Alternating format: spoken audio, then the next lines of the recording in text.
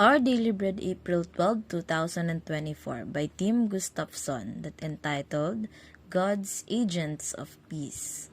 For today's scripture, we have Acts o mga gawa, Kapitulo 21, versikulo 27, hanggang Kapitulo 22, versikulo 2. Actually, kapag binuklat at hinanap natin ang scripture today, ang title nito ay ang pagdakip kay Pablo. Let me just focus on one chapter and verse, which is the key verse. Ito ay mga gawa, Kapitulo 23, versikulo 11. Sabi dito, kinagabihan nagpakita ang Panginoon kay Pablo at sinabi sa kanya, lakasan mo ang iyong loob. Kung paanong nagpatotoo ka tungkol sa akin dito sa Jerusalem, kailangang magpatotoo ka rin sa Roma. Purihin ang ating Diyos sa pagkakabasa ng kanyang dakilang salita.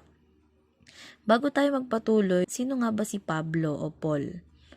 Sino ba siya? Well, si Pablo ay isa sa mga apostol ni Jesus na tinatawag na apostol ng biyaya ng Diyos. Sa mas malinaw na kaalaman, ipinaliwanag ni Pablo kung sino siya sa versikulo 39 sa kaparehas na kapitulo. Ang buhay ni Pablo ay istorya ng pagtubos ni Jesucristo at patotoo na walang sino man ang hindi maaabot ang biyaya ng kanyang pagliligtas. Saulo ang unang pangalan ni Pablo or Saulo. Si Saulo ay isang maninipol ng mga Kristiyano. Malupit siya sa pagtupad ng hangaring ito dahil naniniwala siya na ginagawa niya to para sa pangalan ng Diyos. To fast forward, nabulag si Saulo ng nakakasilaw na liwanag ng Panginoon at nakakitang muli sa pamamagitan ni Ananias. Ayon, a simple background lang patungkol sa kanya. Maganda ang story ni Pablo. I recommend you to read it too. So let's proceed now with the statement. Ang sabi dito, Nora went to a peaceful protest because she felt strongly about the issue of justice. As planned, the demonstration was silent. The protesters walked in powerful quietness through the downtown area. Then, two buses pulled up. Agitators had arrived from out of town. A riot soon broke out. Heartbroken, Nora left. It seemed their good intentions were fruitless. So sabi, part daw si Nora ng isang grupo na nagnanais maiparating ang hinanakit patungkol sa katarungan. Sa isang payapang pamamaraan, hindi sila nag-ingay.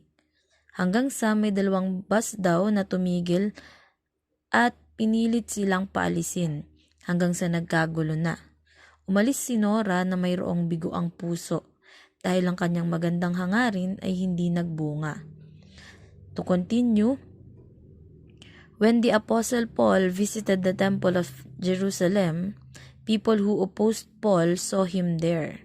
They were from the province of Asia, sabi, and viewed Jesus as a threat to their way of life. Shouting lies and rumors about Paul, they quickly stirred up trouble. A mob dragged Paul from the temple and beat him. Soldiers came running. As he was being arrested, Paul asked the Roman commander if he could address the crowd. When permission was granted, he spoke to the crowd in their own language, surprising them and seizing their attention. And just like that, Paul had turned a riot into an opportunity to share his story of rescue from dead religion.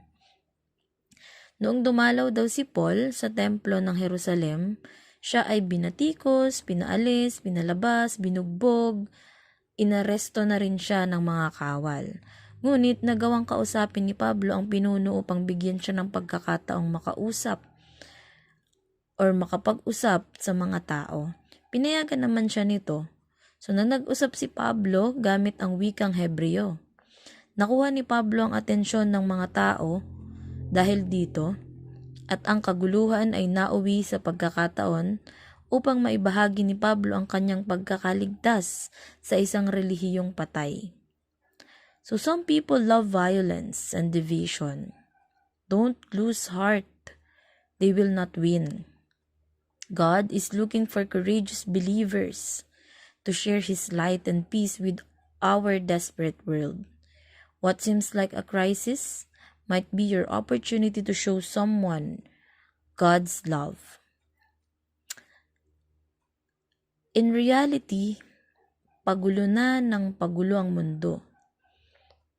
Padami na ng padami ang mga taong nagsasabing sila ay matalino at nakakaalam ng lahat, kung minsan ay nauuwi sa pagbatikos na sa salita ng Diyos.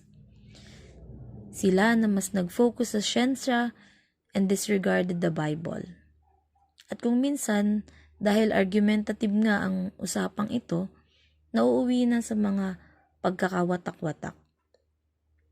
Ngunit hindi ito ang nais ng Diyos. Tayuan natin ang ating mga pananampalataya, ngunit huwag daanin sa kaguluhan. Sabi nga diba, may tamang panahon sa bawat sitwasyon. Hindi kailangan makipag-away.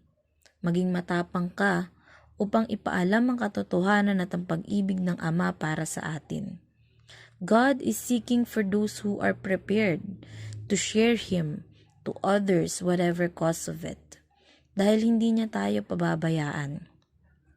Kung minsan, yun ngang akala nating magbubunga ng hindi pagkakaunawaan ay isa palang oportunidad upang ay bahagi nating lubos ang katuruan ni God.